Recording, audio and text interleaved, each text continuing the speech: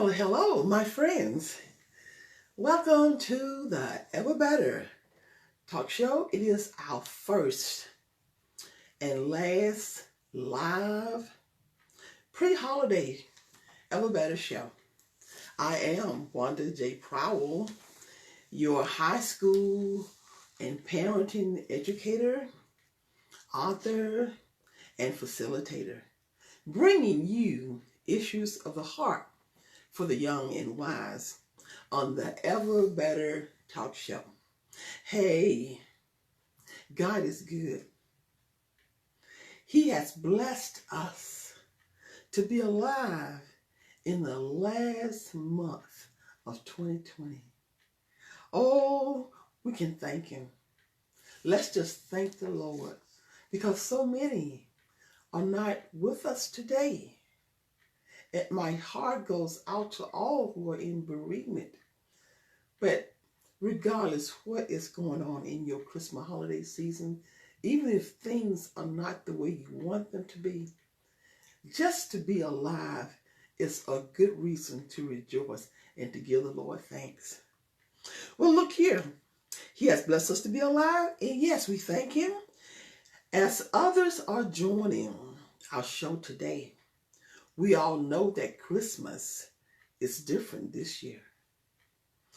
It's my prayer that families will be creative during this season in personalizing what matters most. Well, caroling, yes, in your home. Have your own family choir.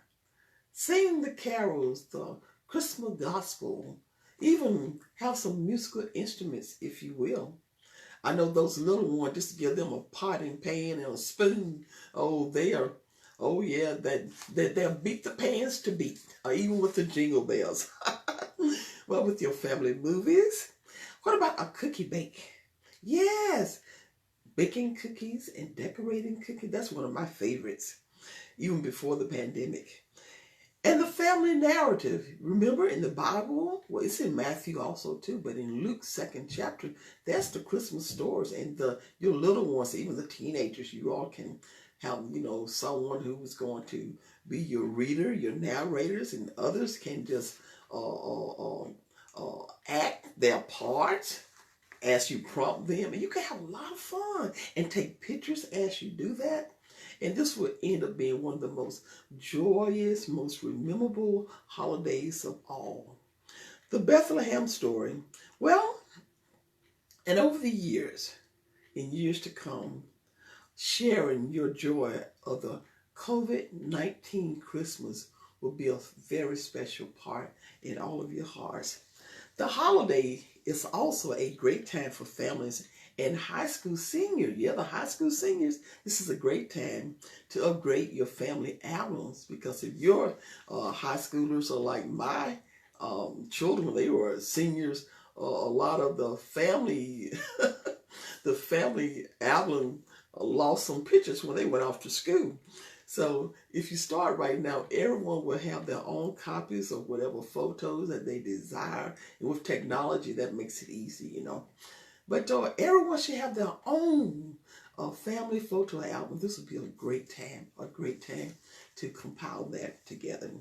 Well, this talk show is brought to you bi-weekly by the Resolve 2010 LLC, which is a family resource company, bringing you educational resources for parental involvement, student intervention, in-family mentoring, healthy adult relationships, and proactive early childhood solutions for teens and adult parenting. Well, while we're still waiting a few minutes for others to come on, well, please go to my website at www.resolved-2010.com to read my biography, and you will learn of my other available services. Well, go on and invite some friends now, because this is a show you don't want to miss today. You don't want to miss today's show. Please share this live show, even when the the video is over, you can share it with your friends later. But I welcome your comments. Give me some comments. You don't have to agree with me. If you do, it's fine, but just give me a comment. Just let me know you're there. I love comments. Your input helps me to deliver an authentic program. Well, it's about that time. It's just about that time. Well, the thing is, I want you to know that we are continuing our series of parents' non-negotiables for their children. A non-negotiable, my friend, is when parents say, they draw the line. They try to be reasonable. They try to work with their children or to work with other, adults. But this is where they draw the line. Non-negotiable. Enough is enough. Regardless of what others say or may say, for preserving the integrity and safety of their family. That's the ultimate parent's responsibility, is to guard the integrity and the ultimate safety of their families. Well, this week show is a continuation of parents' non-negotiables. But last week, which was part 1, the parents' non-negotiable, we are focusing on the middle childhood age, from age 6 through 10 years old. But last 2 weeks, our focus was for their physical, emotional, and social well-being. Well, this week, my friends, is part 2. And part 2, parents' non-negotiables for the intellectual, yes, the intellectual and the morals, yes, for the middle childhood age child. And these are for the children that are 6 years old to 10-year-old. Again, the non-negotiables for the intellectual and the morals of, do we hear that word a lot now? Morals? We're hearing a lot of other language terms, but morals? Oh, we're going to talk about morals. Morals are very significant. We hear a lot about education, but did you not know, my friend, parents, did you not know that education is what opens the doors to opportunity? But it is our morals and our integrity that sustains us. So moral is going to be a very relevant part of our show today. Okay, well, let's explore the intellectual non-negotiables. Our focus today, intellectual and morals. Right now, let's explore the intellectual non-negotiables. Well, intellectual, my friends, refers to the ways children develop their language, solve problems, and remember what they learn. Are examples of intellectual development. They go, oh, he or she is so intellectual. Usually it's in reference to, the adult, but it's true for children. It's true for anyone who is involved in a learning process. But the intellectual is how they develop the language, solve problems, the ability to solve problems. Intellectual people, yes, intellectual people solve problems in a certain protocol, and the non-intellectual people solve problems in a different protocol. Let's just move on. You're going to understand what we're talking about here.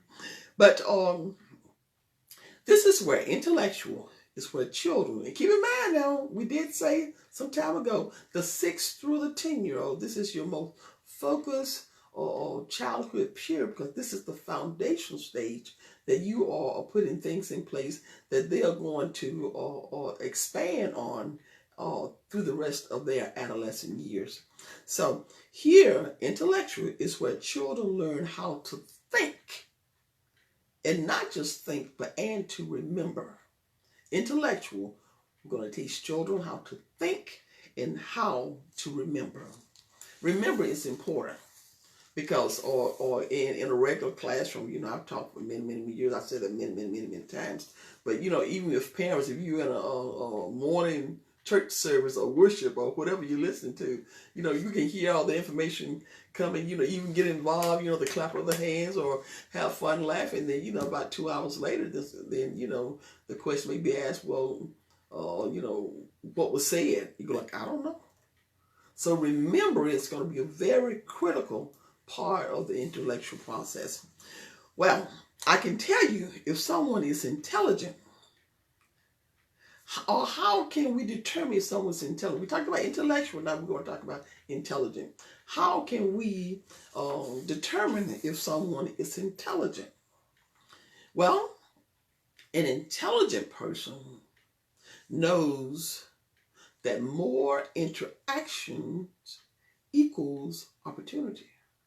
More interaction equals more opportunity. That's the intelligent person. In other words, the more or you are involved in things, the more you practice, the more engagement you have, the more opportunities are going to come available to you because you're going to be mastering your skill. Well, a person of higher intelligence will notice details. Details. That's the challenge today. Details. Small things that seems insignificant. The details. Keyword details. The small things. Smart people are always trying to learn something new. Just watch them. It's usually there. And get this, and it is usually the quiet ones. The quiet kid. Or the quiet adolescent. Who someone could think is not paying attention. But they're paying attention to details. Not the one that a lot of talking, a lot of attention, maybe not as much. But the quiet one, details. That's the word we want to keep in our focus. An intellectual person is able to forward their knowledge into action, not just having knowledge. Now, the intellectual person has the knowledge. The intelligent person has the knowledge, but the intellectual person has the ability to put legs on that knowledge. They're going to activate whatever that situation may be. They're going to demonstrate it. It's part of their character, not just the knowledge, but not just the intelligence of the knowledge, but they're going to take that knowledge and move forth. Now, the big question for parents, my friend, is as your child begin their formal education, is how to measure their intelligence compared to other peers and family children.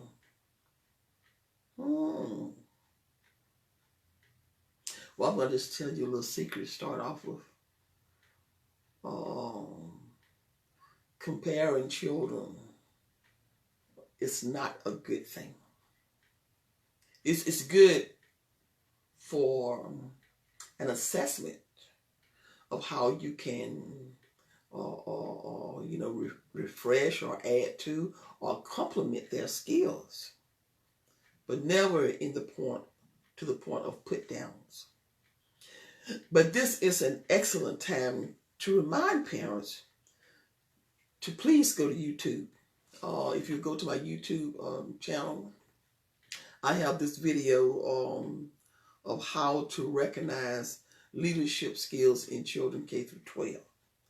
That will be an awesome video for you to go and review in your private time, because that is going to to keen in on some very strategic or characteristics that you are observing in your child that you will be able to enrich, because each child is unique. We're still talking about the intelligence now, the non-negotiable for the intellectuals and the morals. But each child is unique. However, there are three basic principles for development that can be observed in all children. Well, the first principle is the development in sequential. Development is sequential.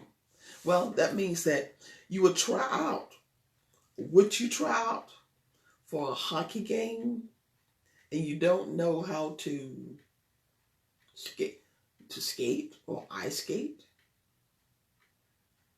Well, we know that you must first understand, learn, and how to ice skate. Then you will be able to try out for the hockey team. But that's what I mean about sequential or in sequence. Or there are certain tasks that has to be, prematurely learned, demonstrated, and mastered, and then you go on to the next advanced level. So that is an example of the principle of that development is sequential. Well, the next developmental stage would be that for children is that development precedes an individual rate. Development proceeds at an individual rate. Children may be the same ages, but the rate of individual development varies. Stay with me. We're going somewhere with this. But don't worry, my friends and parents. Remain patient and loving and never verbally compare children. Again, developmental proceeds at an individual rate. Each child is unique. Okay? And the third one is that the principle is that development is interrelated. Someone who has not studied, early childhood, they just see the child growing up physically. But right now, it's not about, how strong or what they look physically. Right now, we talked about the brain, the intellectual development of the child. So development is interrelated. Interrelated. Something goes together, something complements each other. Like what? Say mashed potatoes and gravy. Let's say cornflakes and milk.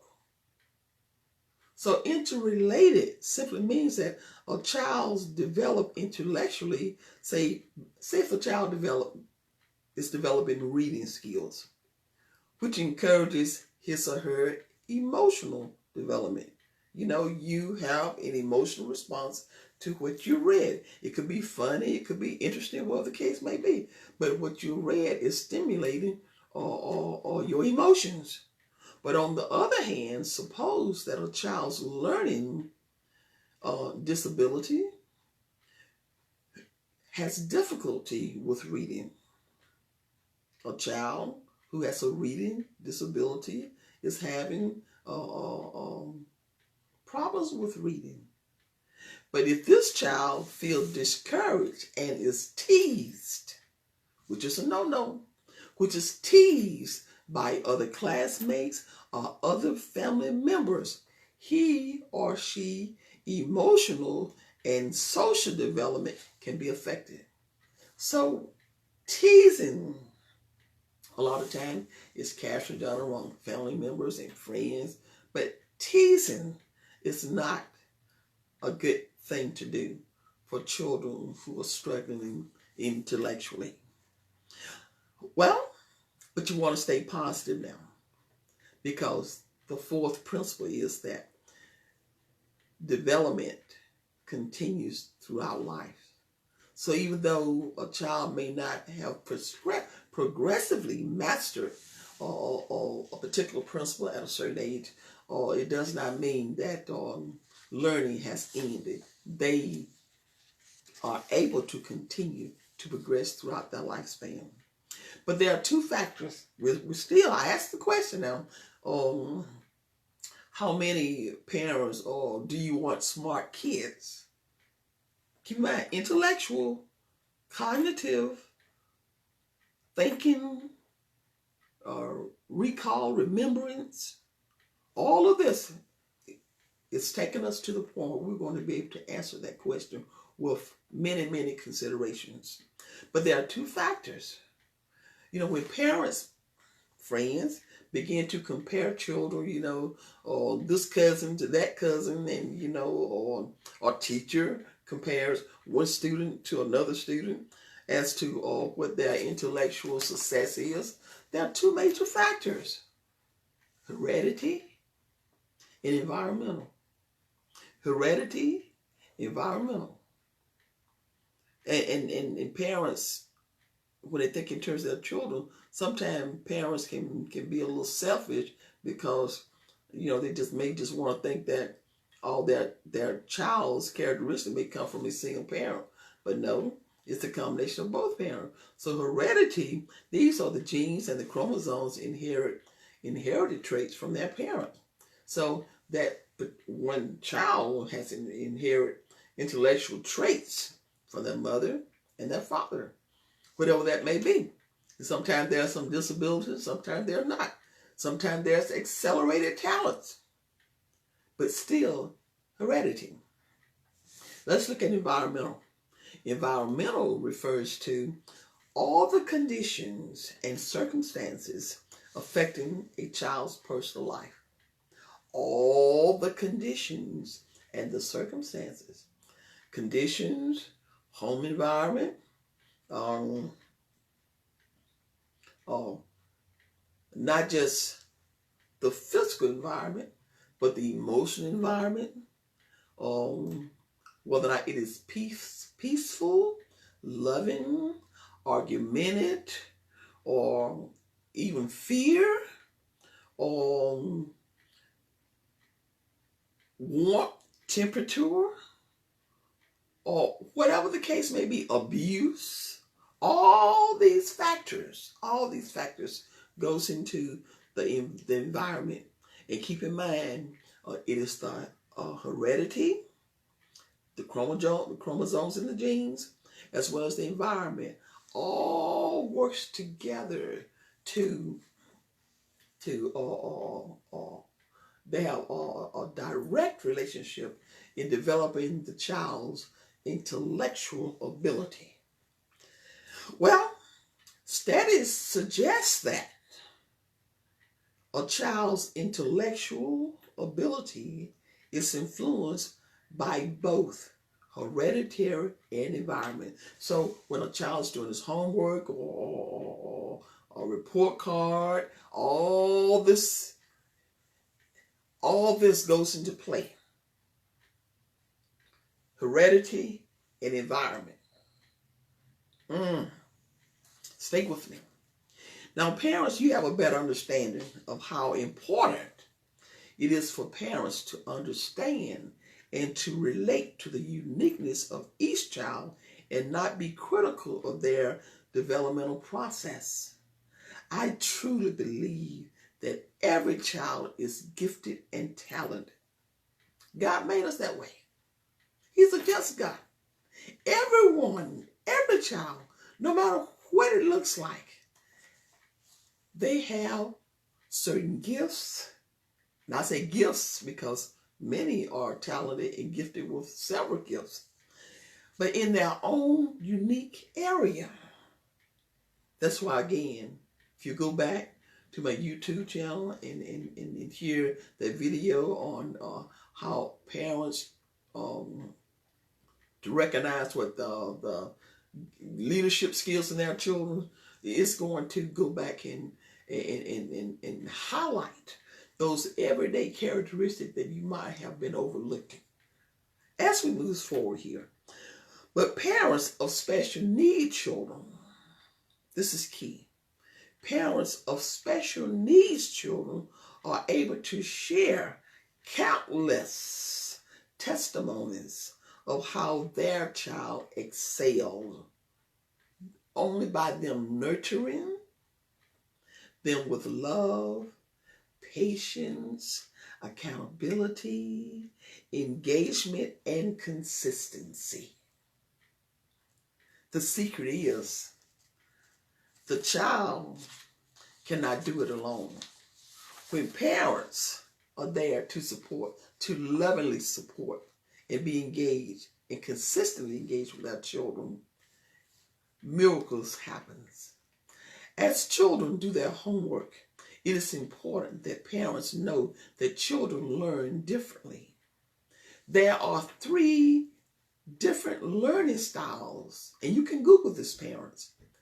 And there are little tests that you can also get involved in that would give you your personal results. But there are 3 different learning styles, and the child, the teacher, and the parent may all learn differently.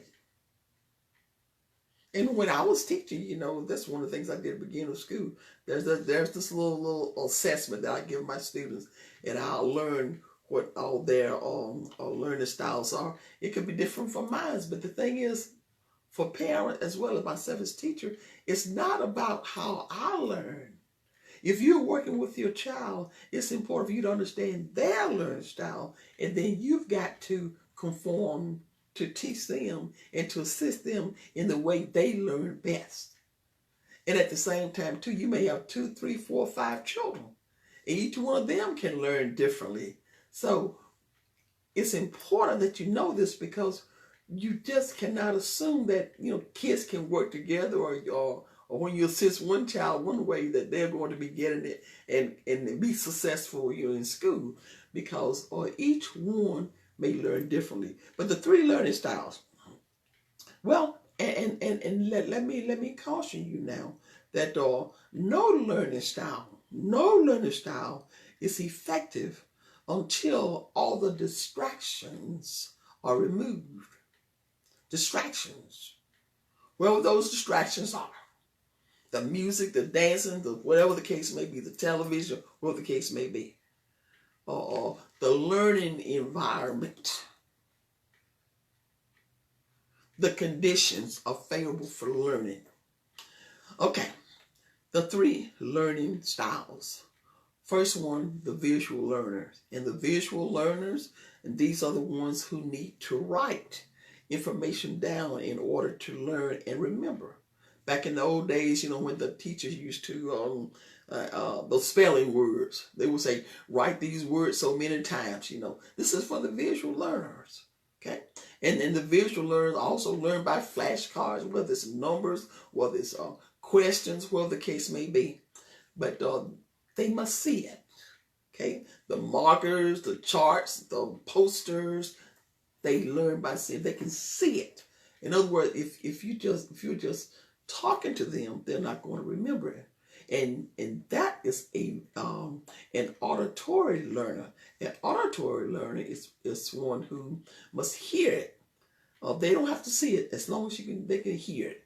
And you may have to repeat it several times. Sometimes when they're studying for their little tests, you may have to ask those questions. They would tell you things like, call these questions after me. They say things like that. Or ask me these questions. They may ask you to say that over and over and over and over again. You may think, well, it's just being aggravating to you, but they need to hear it. And sometime, or if you don't have another individual to assist you with them, it's okay to record it on a tape recorder. Even the phones have recorders, and they can repeat the questions or whatever they need to hear. They can say it over and over and over again, because repetition is going to be a key for them being successful. That's an auditory learner. And the last one is going to be the tactile or the kinesthetic learner. And this is, we term this as the hand-on. If there's a lesson being taught and there's an experiment They get a chance to have hands-on, and when we teach or taught in the schools, when you have labs, I taught several, laboratory classes, whether it's early childhood or whether or not it's food and nutrition, where they're cooking, they get a chance to where you can say see and do, or they demonstrate it, or you can show them. That is going to cause them to retain the information, because that's the key. You want them to retain the information for later discussion. You want them to be able to retain the information to apply it on tests. Well, again, those are 3 learning styles, and it is your parent opportunity and responsibility to seek and learn which of those learning styles that your child learns best, and your teacher would certainly be an awesome reference to assist you in this. And again, too, you can Google this and the learning styles assessment, and you'll be able to do that yourself on YouTube. It's not complicated at all, but mainly to understand how they learn. Okay. Well, we're still talking about parents' non-negotiables for the intellectual and morals for the middle childhood child, ages 6 through 10 years old. Okay. Well, are you getting an idea now? Intellectual versus intelligence. Intelligence. And there's also, and I probably didn't mention this, but there's also studies that says that when children read, it most certainly increases their intelligence. Intelligence is knowledge now. Intelligence is knowledge, acquired knowledge. The readers. And I love the idea of and parents, again, children, your enthusiasm is contagious. Whatever they see you excited about, then that's going to roll over into them. And this thing about reading now, we're talking about the 6 through the 10 years old, because the first introduction to books and to introduce the love for books, that occurs infancy. So with children, there are many, many, many different types of books: musical books, picture books, and the unfolding books, but the graphic books. So by now, when they're 6 years old, they should love books. They should have lots of books, not just books as in punishment. Go read a book, but reading for the excitement, and sometimes, or depending on what type of book it is, I love books. It's an opportunity to cuddle. The child is in the middle, and you are with them, and and they can read a paragraph, and you can read a paragraph. And sometimes with school being as it is, sometimes they are assigned lots of reading materials, and they may seem sometimes like it's overbearing, but once the parent gets in there, and you may have to introduce the concept, or when they see you are interested in it, when they understand that you understand a little bit about it, then they just conform. They just bring it on in there. So intellectual reading, yes, but we don't want reading to, please understand, reading is not, how can I say, the prize-winning, most preferred title in the whole wide world. I love the fact of reading. Reading, it enriches the intelligence. They're going to do well on tests. Reading is awesome, but it does not replaces or exclude the importance of human relationships. Parents have to still be engaged with their children. It makes them well-rounded. We've got to deal with humans for the rest of our lives. And the child themselves are going to be parents at some point. If those human characteristics are not embraced, to just go get a book, get a book, get a book, then the level of communication is going to be more challenging, because we are human beings and we are relational. So we want to make sure that we're using wisdom to assist our children in acquiring the intelligence they need. But at the same time, too, we want to maintain our humanitarian approach as we relate to each other. Okay? Am I making sense? I think you know where I'm going with this. Okay, so now intelligence versus intellectual. Intelligence is the acquiring of knowledge. And knowledge is all in New York. It's all around. It's in the bedroom, it's in the bathroom, it's in the garage, it's in the lawn. Whatever you're doing, take advantage of teachable moments. Teachable moments, they are going to, remember we mentioned the term that development is interrelated. Everything is going to connect with another level concept, whatever subject area it may be in. And I've said before, the sad thing is that many of our children, when parents do not understand the importance of early childhood interrelation and spending time with your children, or it's just like, or late bloomers, if they're 6 years old and we just begin to introduce the concept of schools, they may feel a little abandoned, And again, it's not because they don't know, having acquired knowledge. It's just that the things that they've been learning, things they've been introduced to, is not appropriate for school. And that's what we don't want, because I just believe in my heart, again, all children are gifted and all children are smart. We just have to make sure that what we're teaching them and what we are familiarizing them with, or this information, good information that can be applied as they continue to grow, because learning is sequential. Remember, each step connects with the others. Okay, let's address morals. Morals. Well, for many years, well, not just years, but sometimes always when people are making reference to morals, they sometimes they tend to just think religion.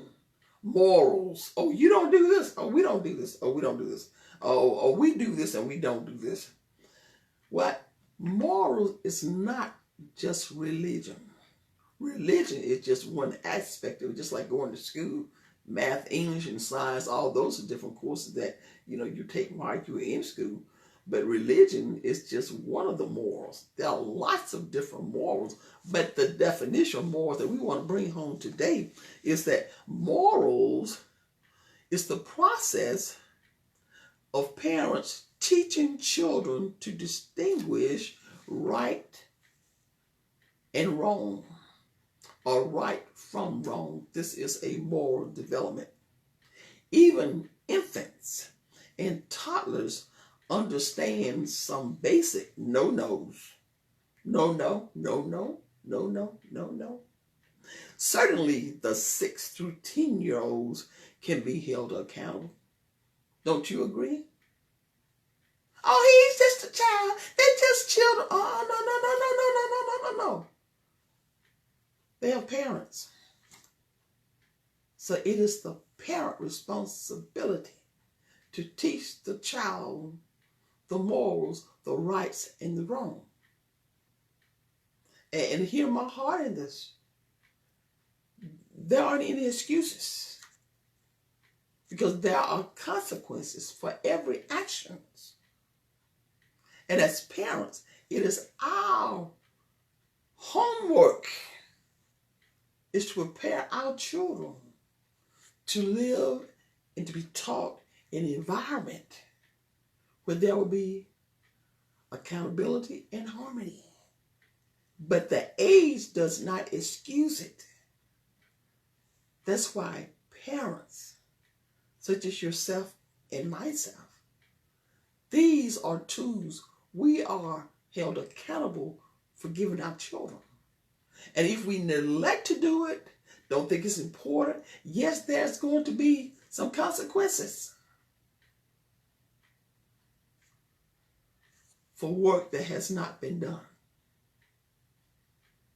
So, this is ultimately a parent responsibility, regardless of their academic talents. Children who honor and submit to obeying school rules and laws will always be successful. At this age, most children love what mama loves, don't you agree? And who mama loves, they love what mama loves. Oh, my mama like that. Oh, that's my mama friend. It is very important that mom, teacher, and schools are on the same page. And conflicts are resolved with ultimate respect. Let me say that again. It is very important that moms, teachers, and schools are on the same page. And conflicts are resolved with ultimate respect. What do you think I mean by that? We're adults. We're parents. Conflicts will happen, but we have an adult responsibility in how we handle that. Because keep in mind now, whatever mom love, child's gonna love. That's my mom friend. And parents and teachers, you're a team with a child in the middle.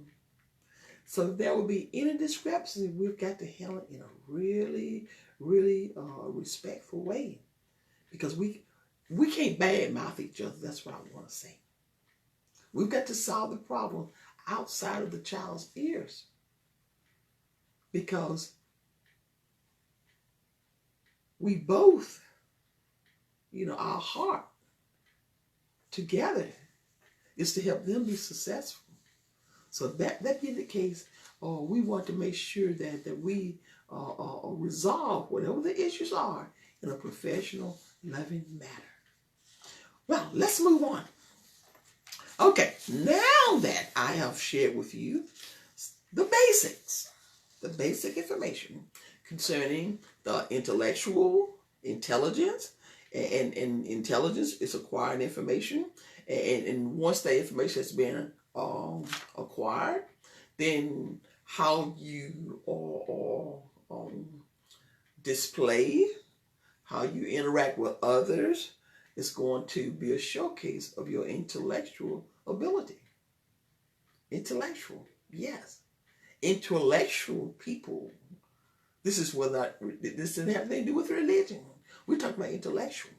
Whether you are in a religion's arenas, or whether you're in an educational arena, whether or not you are just in the community, or whether or not you're just at a backyard barbecue. Your intellectual skill is going to determine how you handle certain issues. And you know that already because, my goodness, you could be a straight A student and handle things unfavorably. So intellectual is important. Okay? We just discussed morals, having the ability to know what's right and wrong. Yes. Okay. Okay. So now let's consider some intellectuals and morals, parents, non-negotiables for their middle childhood, 6 through 10-year-old child. The non-negotiables for the intellectual and the morals. Okay. Intellectuals. I need your help in this. And I do hope you all are making comments. Please give me comments. Please give me comments. Let's see. Intellectual. Parents, non-negotiables. What about this? Knowing your child's school friends. I need to pause right there.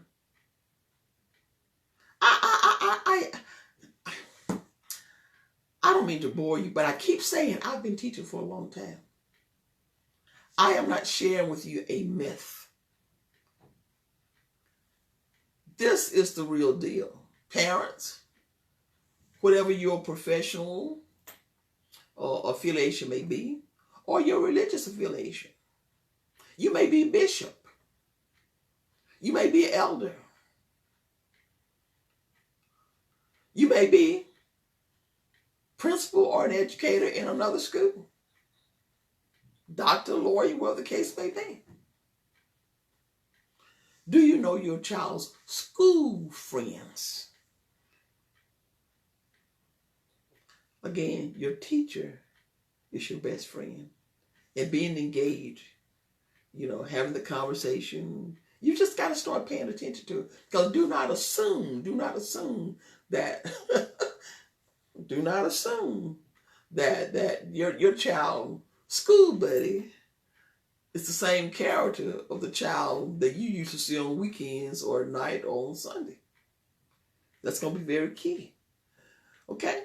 Also, too, we're talking about the 6-year-old through the 10-year-old attraction. Did you not know, yeah, there's an attraction at this age. You got the little boyfriend, girlfriend attitude. It happens.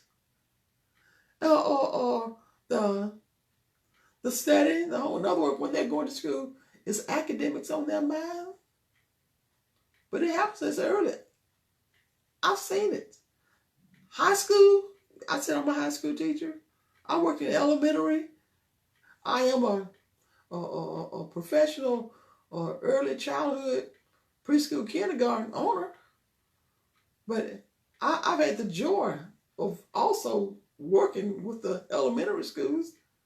And sometimes even today I sub when I get a chance to, whenever, I have an opportunity, because I like to stay involved with them. I like to see the characteristics. And my goodness, you see the attitude coming in, because, obeying class rules or for mom and dad because they told you to, and what the teacher says is one thing. But if you're trying to get the attention of the little girl over there and the little boy over there, it happens. So their behavior is important. Is that a non-negotiable for you to know your child's friend? Or to know the troublemakers? Or your child's friend? Is your child friend or maintaining in the same characteristic of your child? Or is your child hanging with someone who is in trouble, not paying attention, not getting their grades, or going to the office? Troublemaker. Know your child's friends as early as age 6 through 10 years old.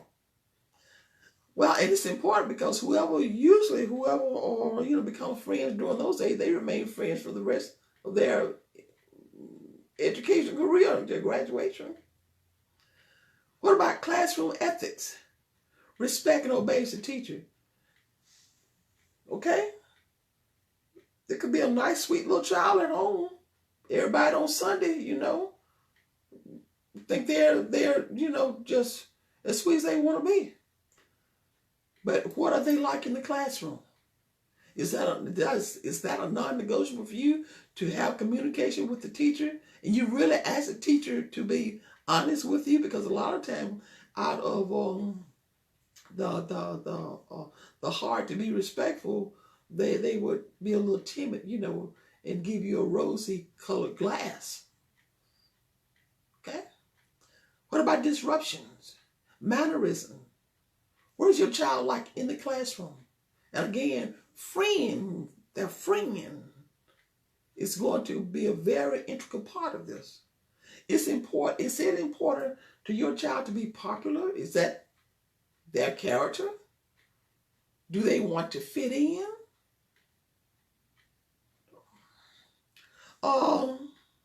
We're just talking about negotiables. I don't know. I just want to alert your thoughts for consideration?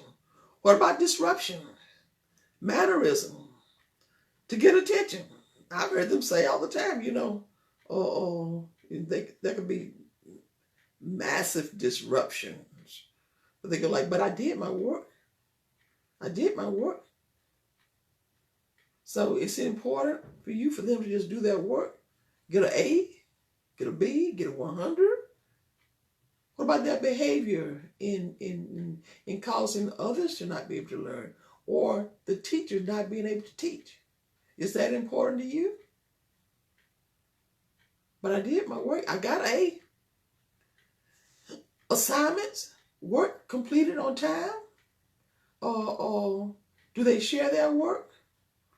Or are your child's friends or one where they can have the conversation to helping each other for understanding? Or is one child doing the work and another child copying their work? Even more so, is your child fearing not letting somebody else copying their work the next day for fear of what they may do? Are they being threatened? Bullying. Again, the aggressive abuser, the physical attacker. Are you communicating this with the teacher? Are you communicating with your child, for the girls as well as the boys? Is that a non-negotiable for you to understand this? I just want you to understand that 6-year-old through 10-year-old, these are issues that should alarm parents. And this is the foundational stage. And if this is not addressed or initiated at this stage, can you not imagine what is going to happen as we progress? Okay. Parents, is it a non-negotiable for you? Is it a non-negotiable for you, mom and dad?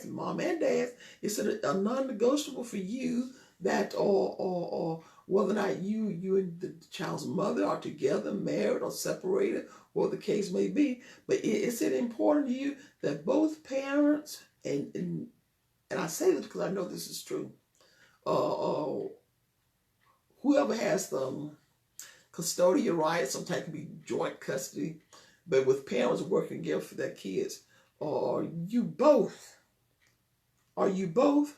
informed of discipline as well as grades and attendance? And it doesn't make any difference whether or not you live in the same location or you're out of state. I've seen this.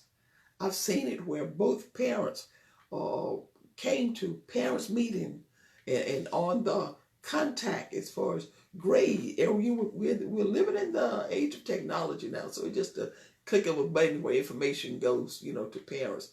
But you are able to be on the contact list for discipline, grades, whatever the case may be. And sometimes it's where, a lot of times the mother, especially if she is the primary parent the child is living with, there may be several issues that the mother has had an opportunity to address, and she might have been a little lenient, or whatever the case may be. But dad may not have a clue until things has really gotten out of hand. But in my experience, when the student, whether it's a lower grade or a higher grade, when they understand that dad is involved, the reaction is always a little bit different. Okay, so dad, your importance is important. So what is a non-negotiable for you, mom and dad? Okay, and as far as chaperones, or when their school trips or school activities, what's a non-negotiable for you? I can tell you, they love to see you. They love all parents to come. It just makes them feel that someone really, really cares. It makes your child feel like they are kings and queens, like my dad. Yes. Okay. So those are the intellectuals, non-negotiable. Let's take some time and address it. And we may go over just a little bit. Again, you can listen to the video as often as possible and it's going to be on Facebook. Okay. But and this is crucial. The home learning environment. Parents non-negotiables. The book bag. Each, still the 6-year-old through the 10-year-old, the book bag. Are you checking the book bags? Parents, for parent information sent home to you from the teacher, for documents that need signature, and that be the case, then are you making your signature or the child homework? Are you supervising that to make sure it's done completely? And is it placed in the book bag at nighttime, okay, before the child goes in? You see this to confirm it's already, so once the child is up in the morning and they're ready to go and they have everything they need, is that a non-negotiable for you?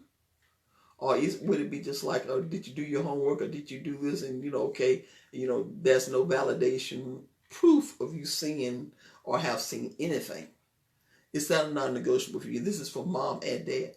With your work schedules or with whatever may be going on in your family, is this something you deem as being important or non-negotiable? The study environment at home, we've already addressed the learning styles. What about the environment at home? Many times, especially the elementary children, even the high schoolers too, but for 6 through the 10-year-old, a lot of times when they come to school or in classes, then they're sleeping. They're sleeping. Well, so rest is important. So not only is rest is important, the home environment must be conducive to learning. So a child is normally, the average, a child cannot study in chaos.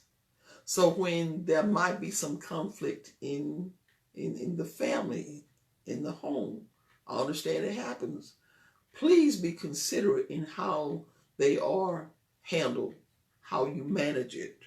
The screaming, the hollering, or the loud noises, or the television. They're trying to do their homework in a room where the television is going. There's loud music.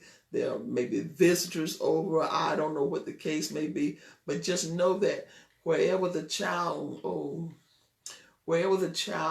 is doing, wherever location the child is doing their homework, the atmosphere should be similar to what a healthy classroom should look like. And parents should be there to assist the child, to not do the work, but to assist the child to make sure that they get in what they need. Okay? And if now the cell phones are non-negotiables. Parents, what are your non-negotiables for the cell phone?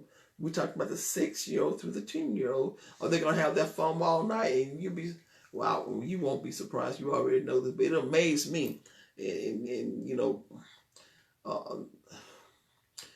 I won't say the girls and the boys, but it would amaze you how late students are up at night, and they'll be calling your child on the phone or vice versa when this is homework time or rest time. So are you going to have a certain area in your home where all the phones are going to be put in a certain place and for the night, like a check-in point where it's like under your supervision, and they'll be able to do their work undisturbed? And it's their bedtime, okay? Bedtime is important.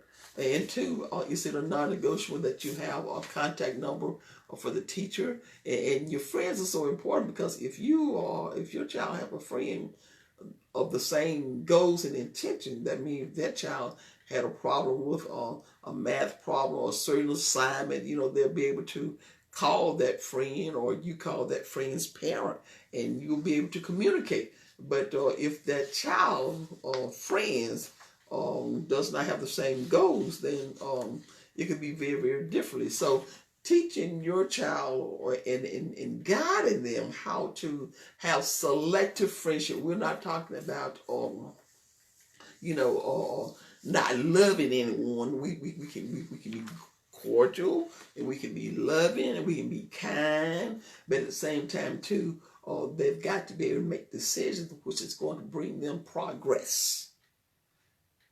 In other words, friends, birds of feathers flock together. That's one of those old sayings. And to this day, I find a lot of truth in that. Okay, let's go to morals. Morals are very, very important.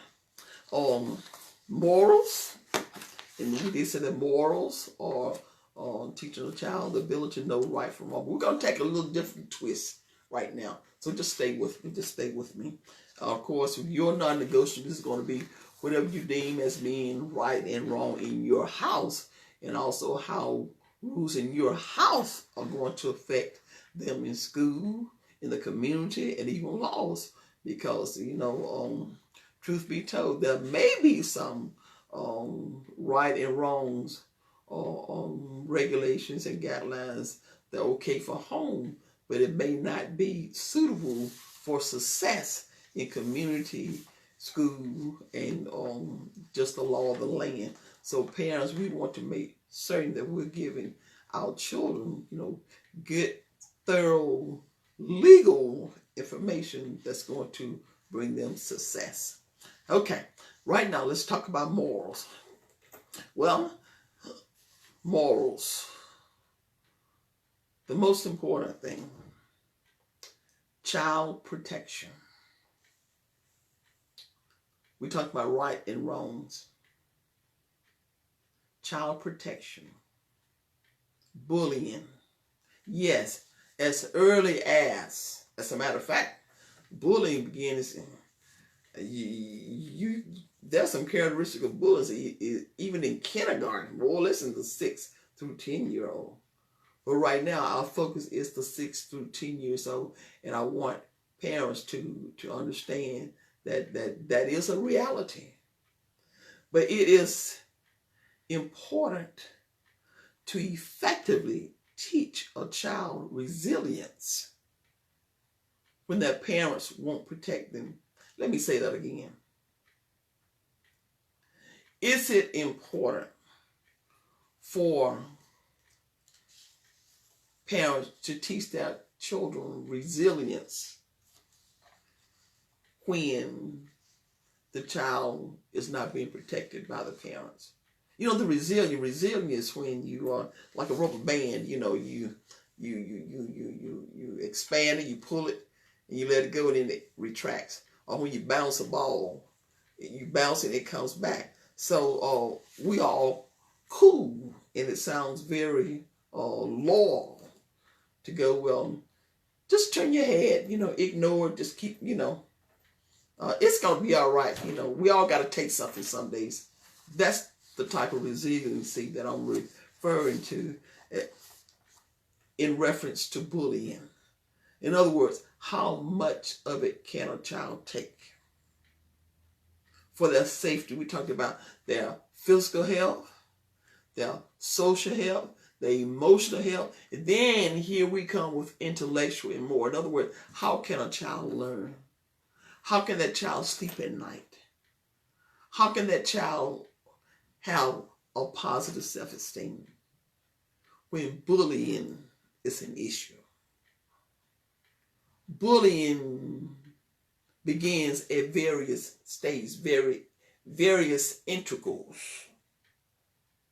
So when it is nipped in the bud at the primary stage, then the child is able to regain their confidence and move forward for success. But if it is ignored, then it just emulsifies. It is the victim who usually gets punished and are the non-aggressive, academic-minded child.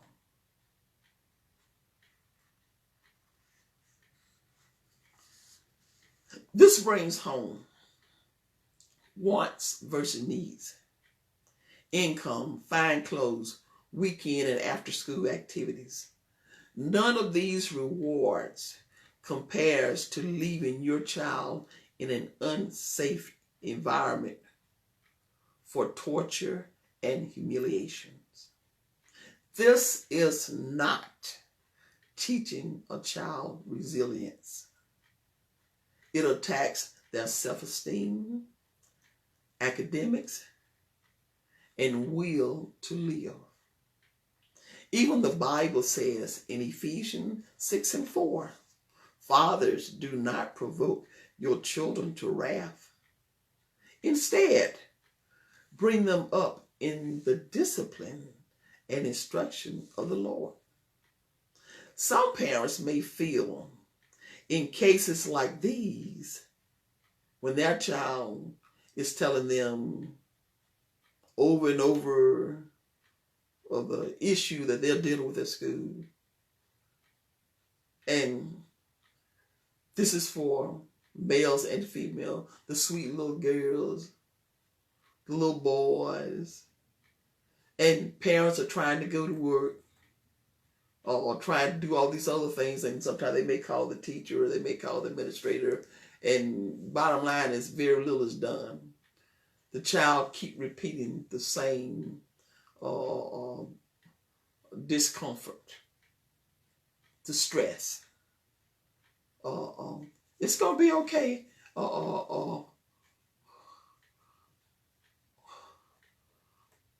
I don't understand what parents are thinking. Maybe traumatized because you know your child is going through. You may feel without options. You may feel that you have tried everything. Really? You tried everything? You continue to work? You continue to restate the sad feelings or the hurtful feelings, but the child is continuously sent back into the same environment. The child dreads getting up in the morning. The child cannot sleep at night. Is your child's life and emotional health a non-negotiable? Sometime you may have to downsize, relocate temporarily until your child has grown older in a safe and healthy environment. Parenting, my friends, requires making sacrificial, powerful, independent decisions for the well-being of your child. Well, we teach. You must teach and demonstrate to your children right from wrong and when to let go. We talked about morals. Reading the effects and rewards of parenting.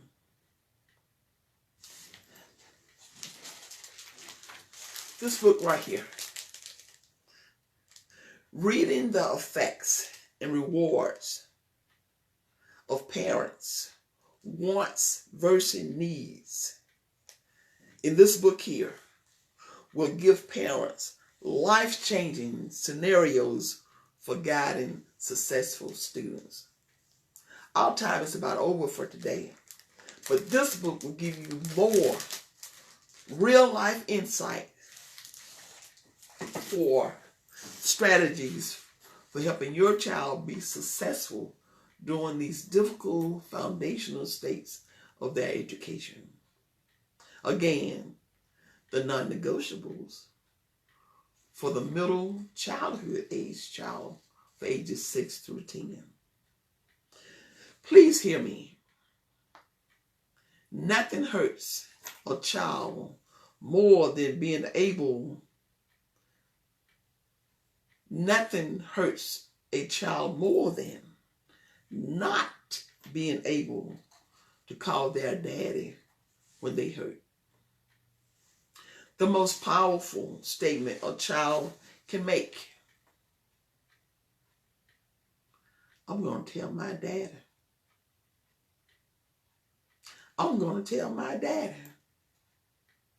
And they say it with confidence, believing that he is going to respond.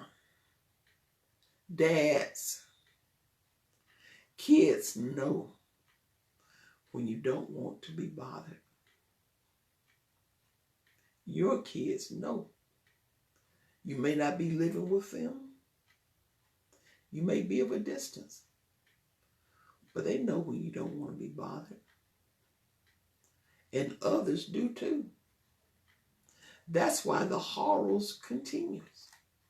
The teachers knows, the Sunday school teachers knows, the community knows, the neighbors knows, the family members knows. They know when a dad is not going to respond.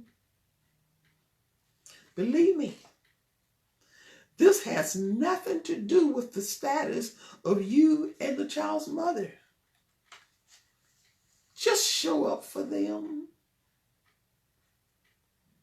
And you will immediately send a strong message to the bystanders.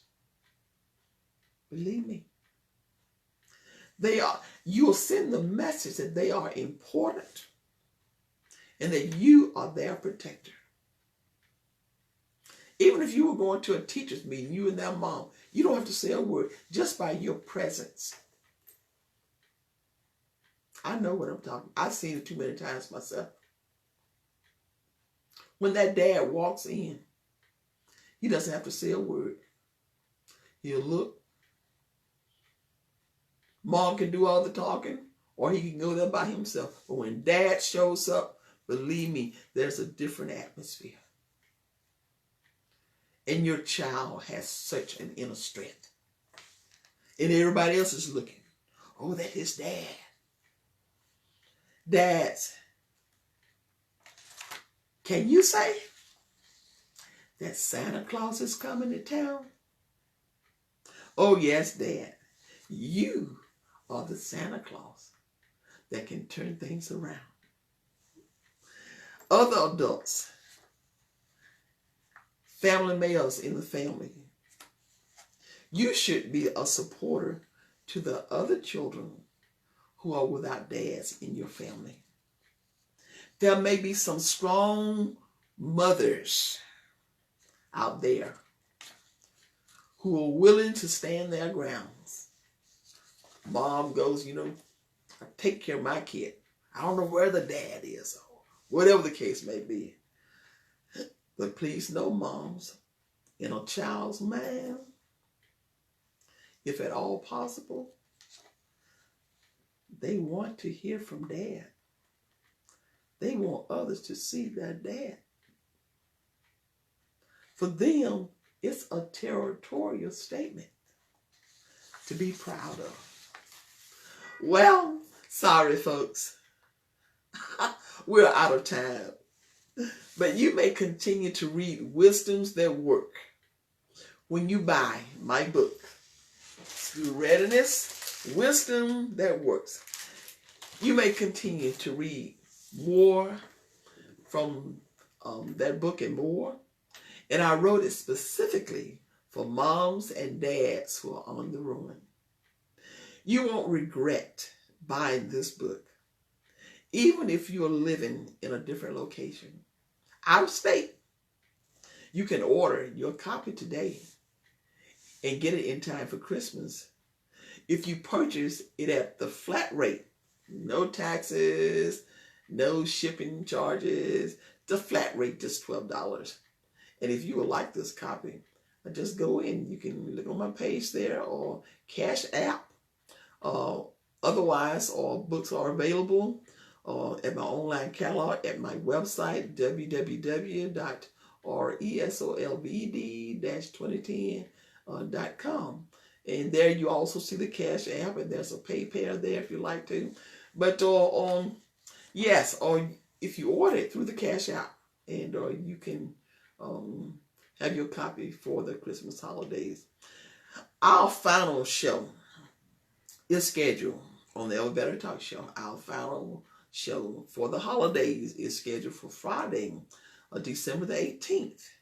And there you will have a pre-recorded live radio, one of my live pre-recorded live radio broadcasts. And it is entitled, Don't Be Afraid to Go to Bethlehem. Don't be afraid to go to Bethlehem. And I know that these are tough times. And if you listen to that video, I'm sure it is going to highlight your day and encourage you to move forward. Well, it's going to be the same time at 5:30, and you don't want to miss it. And it also is going to give tribute to the stepdads. Oh yeah, the stepdads. We're going to give tribute to some stepdads. You know, Joseph, Jesus' earthly father's a stepdad. And, you know, we certainly want to, encourage our stepdads, because you are a stepdad by choice, you know.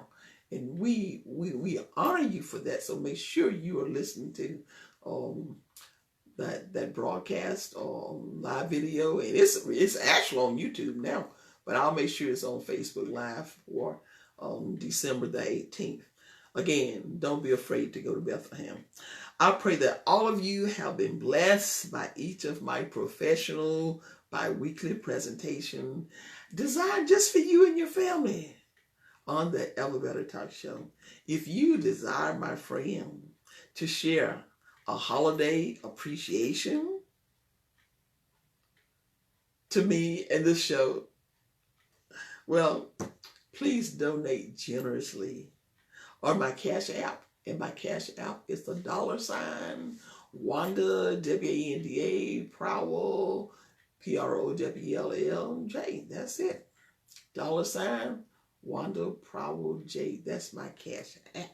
So if you want to share your love and appreciation for the series of lessons that I have created for parents' success and their children, please feel free to do so.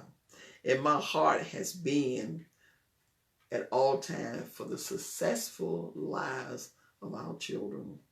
I love you all. God bless you. Thank you so much for tuning in to the Ever Better Talk Show with your high school and parenting educator, author, facilitator, Wanda J. Prowell. I pray that you have a very, very blessed and Merry Christmas and a Happy New Year. Stay safe. God bless you. Love you.